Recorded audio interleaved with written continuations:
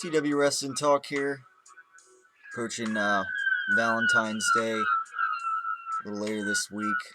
Some soft Valentine's theme music there. Um, well, this edition of TW Wrestling Talk, or this segment, is going to put this whole argument to rest with The Rock, Dwayne The Rock Johnson, however you want to put it. Yeah, I've been, you know, I've, you continue to see, around the internet, wherever, um, still to this day, complaints, on The Rock. You see these, questioning whether or not he is really helping or whether or not he's hurting the WWE, um, as well as his wrestling ability not being up to par and all that. And today I want to put this whole thing to rest right here. Um, First of all, he's not hurting the WWE, to me, in any way, shape, or form. There's been people that have, you know there are people that have complained that, oh, the Rock the past couple WrestleManias and, past couple years, he's been taking valuable spots, of other people, and that's not totally true. Just because he main evented last year's WrestleMania, and he was a big part of the year prior, um, main evented the Royal Rumble, and as well as Survivor Series in 2011. That doesn't necessarily mean that he's been taking, other guys' spots. It's plain and simple, really, in the WWE. Um, if you do enough to earn a spot, you do your part, um, you go all out, and you do what's necessary, to get over, to get those spots. You get those spots. You don't, there's no, just because somebody comes back, that doesn't mean they're necessarily taking a spot. Um, because somebody's obviously got to be in a spot to face The Rock, and that's been John Cena and CM Punk's thus far, in one-on-one competition since he's come back in these big matches. Um, that's the bottom line. That's straight up how it is. Now, because now if other guys earn their spot as well, they'll get to face The Rock too. That's how it works. Um, there's a reason that guys like John Cena and CM Punk, whether you like them or not, have have earned that spot to face. It's as simple as that. Um, they've done enough to get over. They've been a big enough asset to the business, in the eyes of Vince McMahon and company, to earn that spot. And so when they have a match, and they're drawing a lot of people, on a business, from a business perspective, like at WrestleMania 28, um, or when, The Rock's helping, when The Rock and Brock Lesnar being on Raw on the same night pushes ratings beyond 5 million. That's why they're there. Essentially to bring more viewers. They're not. You really think that Vince is going to continue to have them around if he knows that it is effectively halting the progress of these other guys? Um, I know Vince is smart enough, at least, not to know that that's not the case. The bottom line is that guys will do what they need to in between, when The Rock and Brock Lesnar aren't around. These guys, if they step it up when those guys aren't around, that's when you really get noticed. Um, or if you do essentially step it up, if you do something really impressive when guys like The Rock and Brock Lesnar are around, and it has nothing to do with them, that's great. That's either way, as long as these guys are doing their job, um, as long as WWE is helping put them in a position to do their job. It's those two things there. It has nothing to do as to whether, whether The Rock has the closing segment that night, or the main event match. Because if you steal a show, um, it, then it doesn't really matter. If you do what you need to steal a show, it's not going to matter. Um, if at WrestleMania it appears we're gonna have The Rock versus John Cena too, but that doesn't mean that other guys on the roster, other project superstars, that doesn't mean they can't potentially steal the show. Um, just because they're not in the main event spot, that doesn't mean they're doomed to, essentially, not be a big asset in the future. That's not the case at all. Um, all it could take is a couple, interesting moves that, you know, that a lot of these guys don't pull off, whether it be WWE's part or whatever.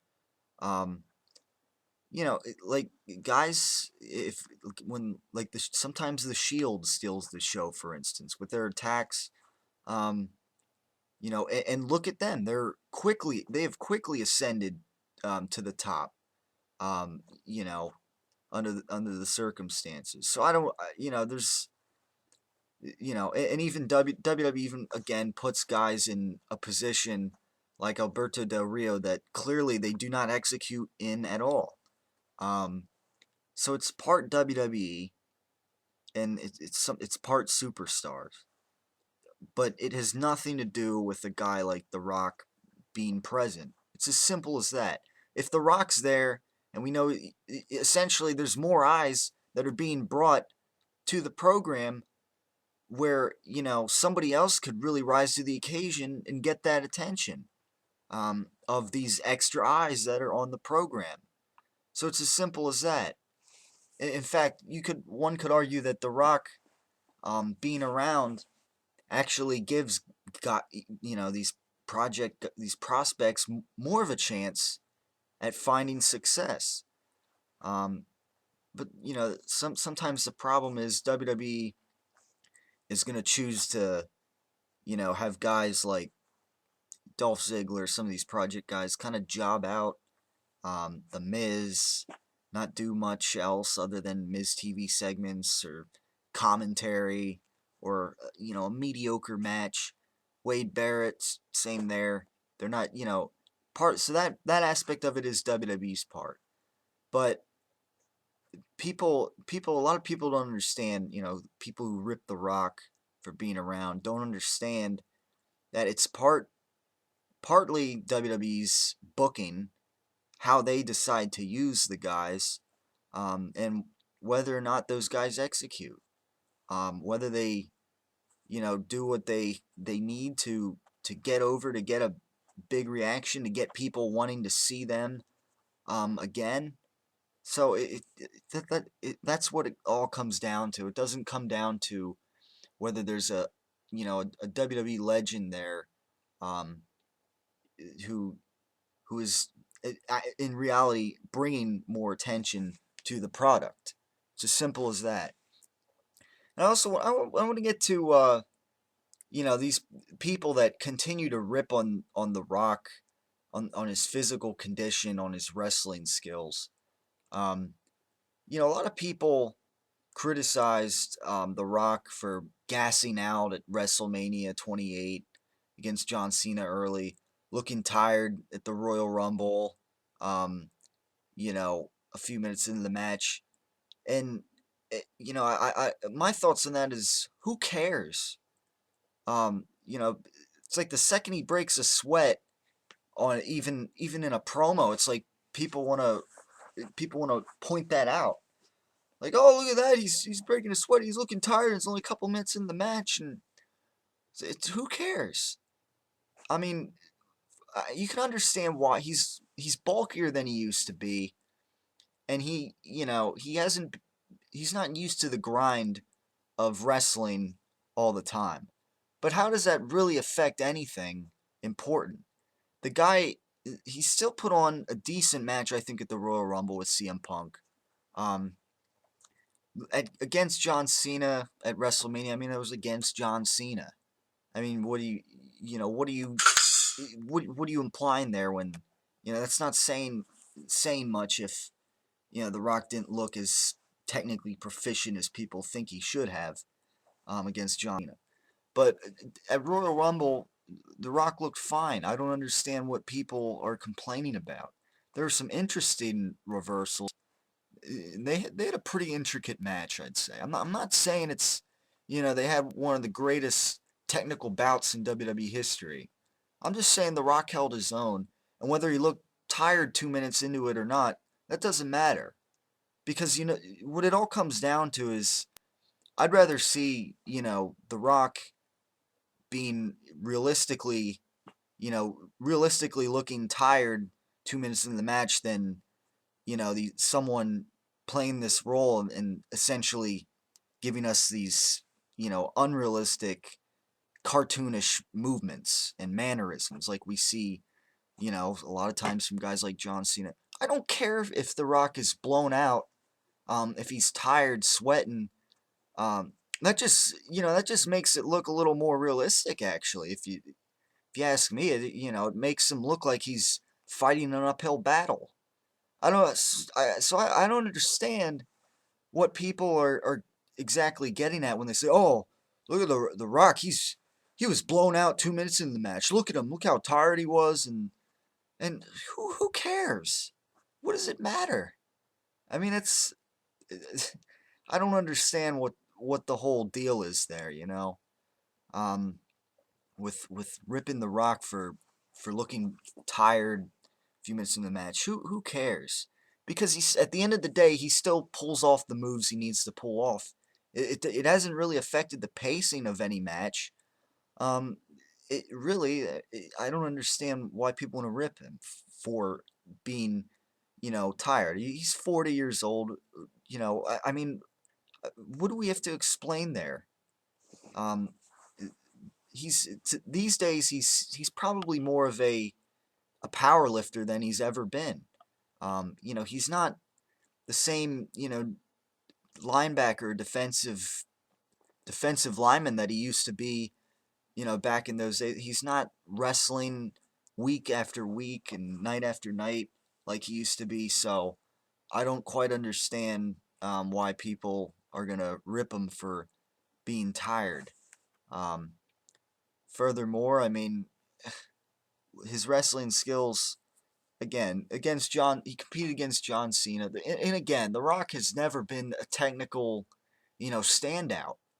Um, so he's been more about charisma, essentially, and that, he has his own little nicks, and that that's The Rock to me has looked fine. He looked good against CM Punk, had a good match with him. Um, I mean, I don't know what people. I don't think. I don't know why, but people. Do you expect him to start pulling out hurricanranas and shooting star presses, or I mean, I don't get what you're asking for, from The Rock. But bottom line is, The Rock is doing fine. Um, he's only helping the product when he's around, and when in between times when he's not around, there's always chances for guys to step up. Um, so that's the bottom line. Whether or not people step up, regardless of who's around, that's the bottom line. Whoever steps it up, in this business, becomes a successful superstar. Um, and all you have to do is look through history to see that. That's that's all. I don't I don't understand I don't understand what all the hate is for The Rock.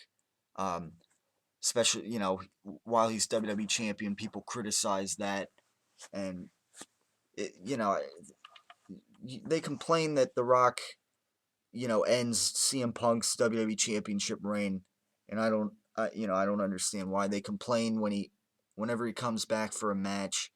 They complain after the match, saying how he looks tired a couple minutes in, like he needs a big gallon of water to drink or something.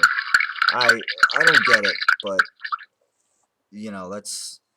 that's their problem. Um, and if you're a Rock hater, that's your problem. Um, yeah, I'm not trying to, you know, portray him as a saint by any means, but he's a good guy. Let him do his movies. He's doing fine. He's obviously gotten over in Hollywood so that he could do that kind of stuff, just like guys in WWE can get over as well. So that's the bottom line.